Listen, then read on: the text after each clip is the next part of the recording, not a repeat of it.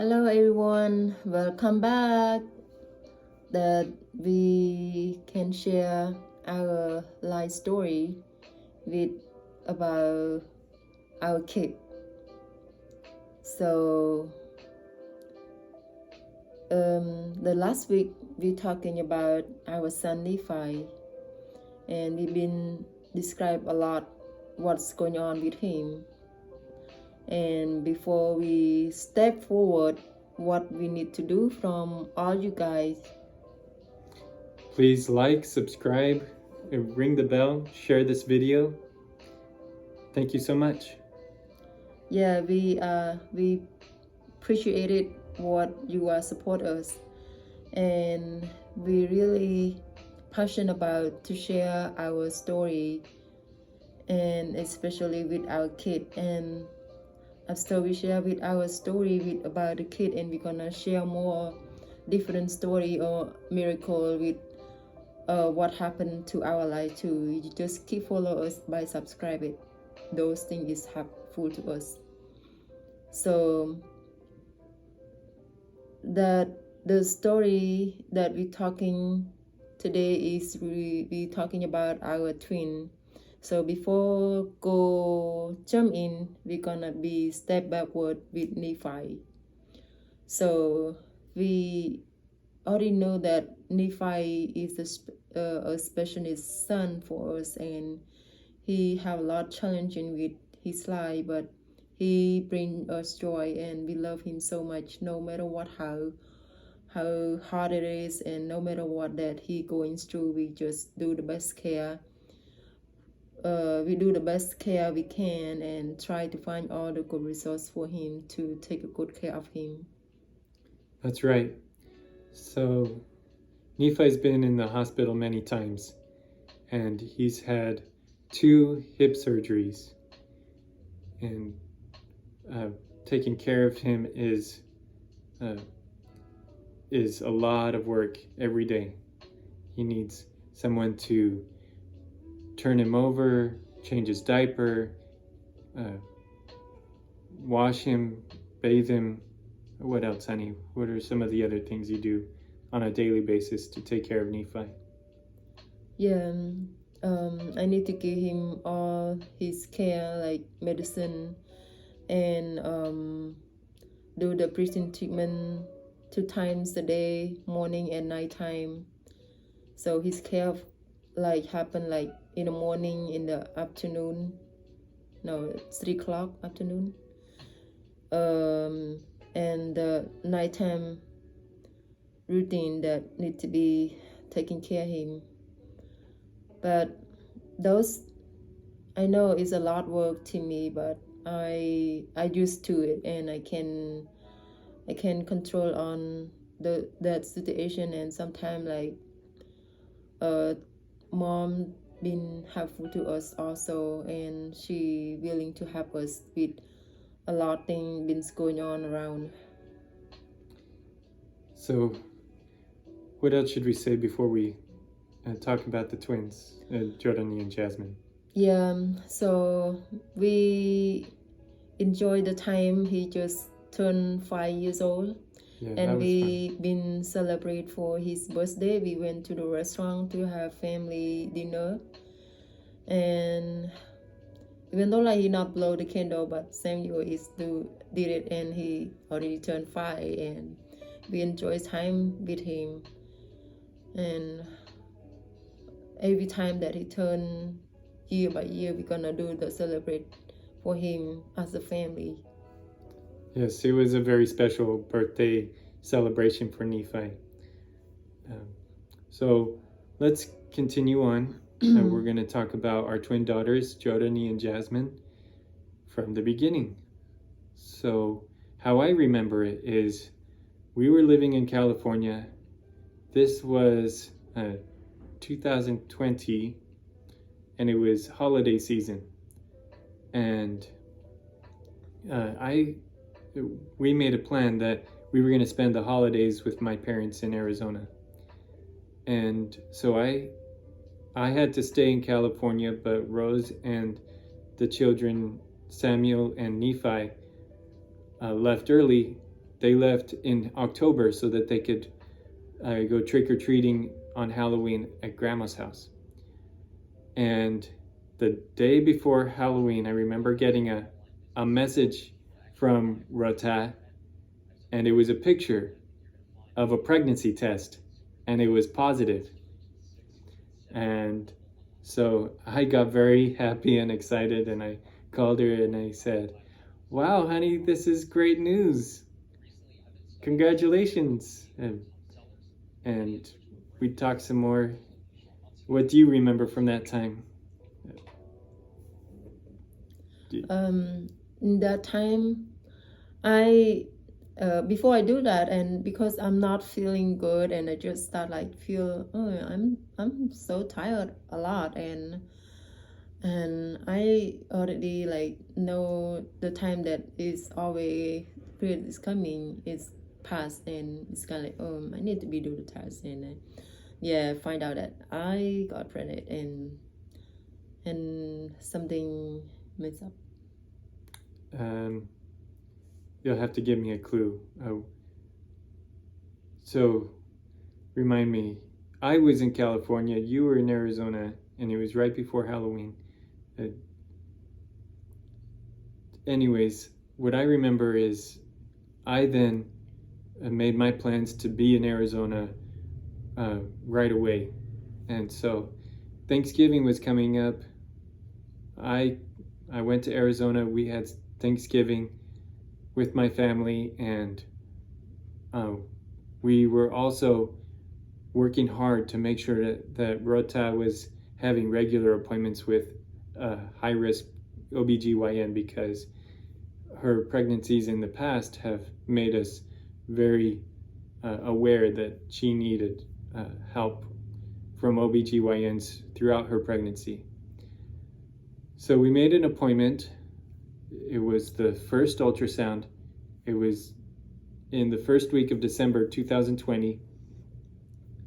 Also at this time, it was the COVID-19 pandemic, and so there were lots of restrictions and rules, but we went to the OBGYN clinic, and I was in the waiting room, and Rota went into the room with the ultrasound technician. And about a minute later, the technician came out to the waiting room and came and got me and said, "You need to come see this." I went into the room, and guess what we saw on the monitor of the ultrasound? 2 babies. Yeah, it's kind of like it's unbelievable. Like, I have twin with Nephi, and another twin is kind of like they ask us, in your family have twin? I say no. And my husband's side, they don't have twin also. It's, for me, it's kind of like special. And in the second time that I had twin, and those feeling is shocked me also, that I just talked to the technique. Is it true that I have another twin? And it's kind of like, oh man.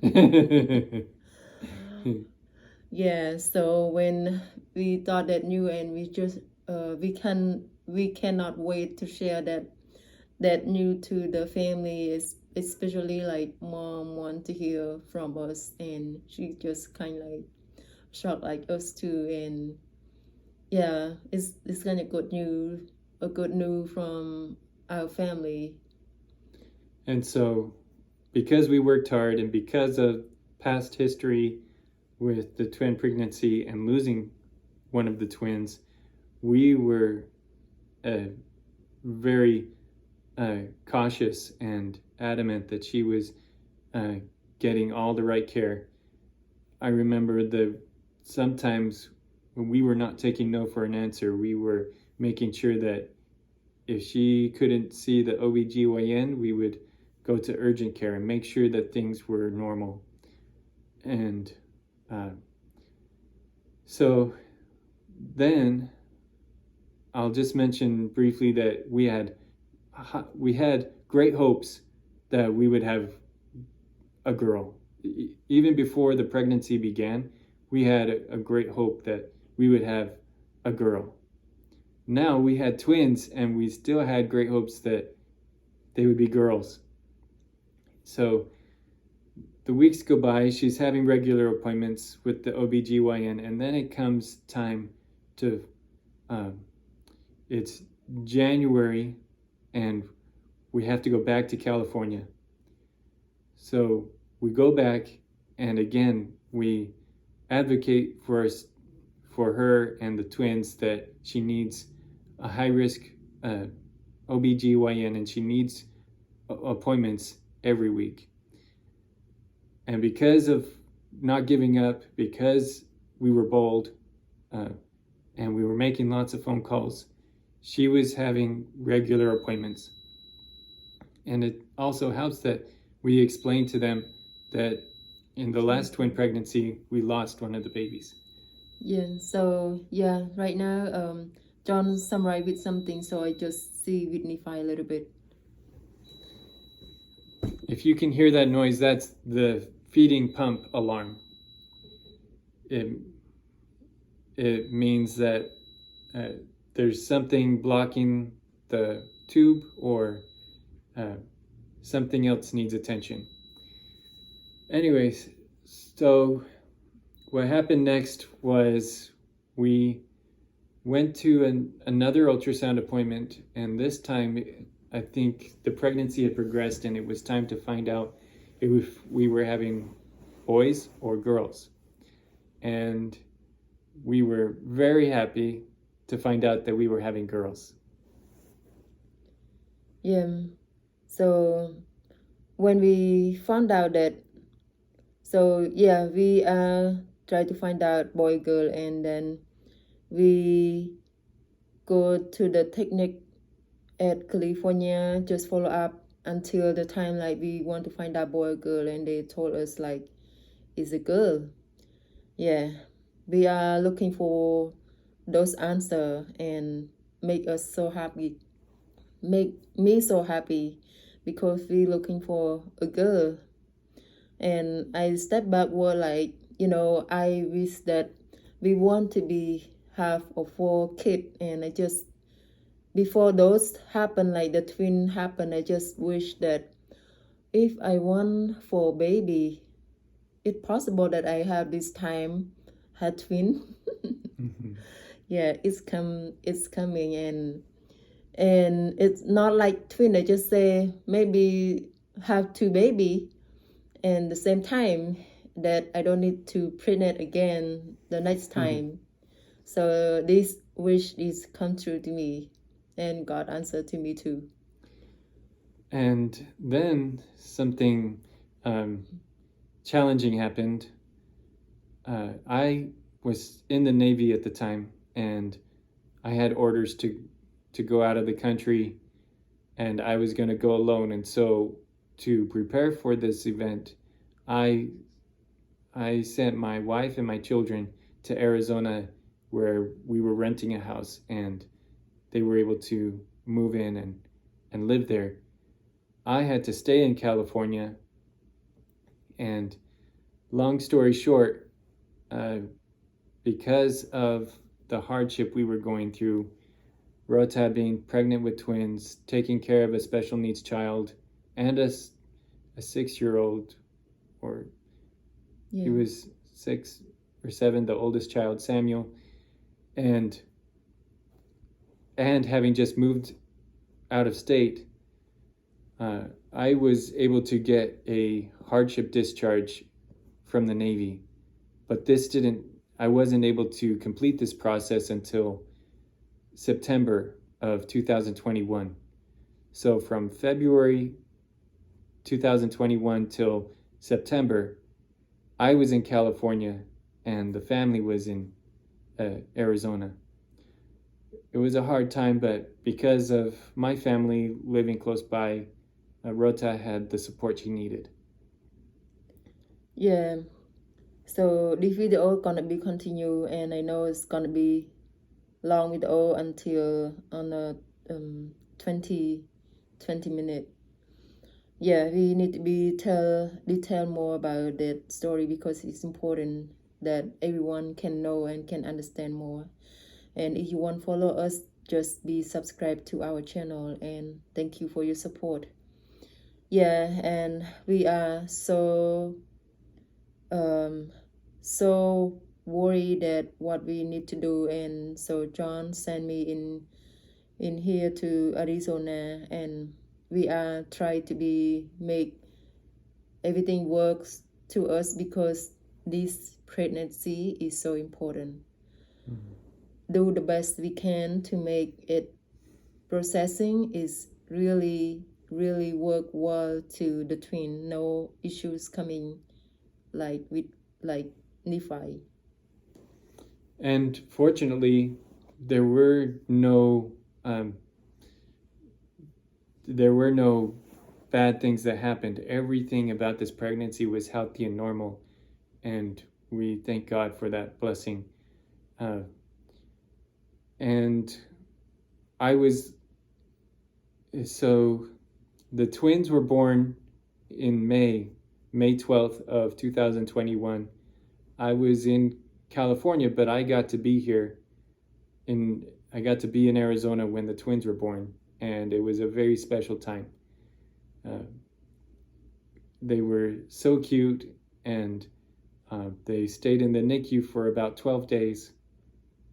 Yeah, we can go back like that.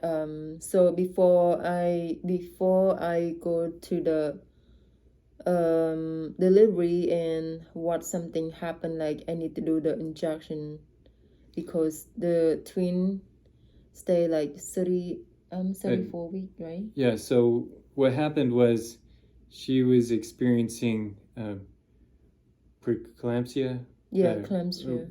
high blood pressure because of the pregnancy. And so she had gone to the emergency room and they were watching her very carefully. She went to and then when she told me this, I quickly made plans that I was going to leave California and come to Arizona to be by her side because I just knew that the twins were going to be born soon. So I arrive at night. The very next day, I take her to. I took her to the emergency room again, and the doctor there said, "We want to deliver the babies today," and we said yes. We want, and that it was going to be a cesarean birth. It was Rota's first time delivering by cesarean, but everything went well. And yeah, I think you should be tell more because when they are born, they just thought like what is something like different from the twin. So during the pregnancy, the OBGYN and the technicians who did the ultrasounds, they had been describing the twin pregnancy as mono-di. What that means is monochorionic, one placenta, diamniotic, two amniotic sacs. When the surgeon who delivered the babies was doing the operation, the delivery, he discovered that they were mono, meaning monochorionic, monoamniotic, one placenta, one amniotic sac. And this is particularly significant because they were born at 34 weeks, and we've learned from others that in a mono twin pregnancy, it starts to become there comes more complications and health problems for the twins because they begin running out of room. They start running out of room as it gets into 34 weeks and more. So they were born at just the right time. They were both healthy. They weighed 4 pounds. And I think we fell in love with them right away. Yeah, because they are small, they need to be stay in the NICU for 13 days. They to make their body get a good temperature and all the thing they supposed to be get more nutrition.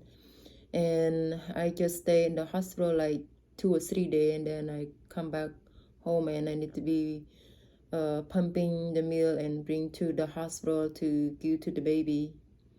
And those is the story our twin, and we want to share more, but the time we cannot keep going because it's gonna be long story. And if you want to follow us, just be what?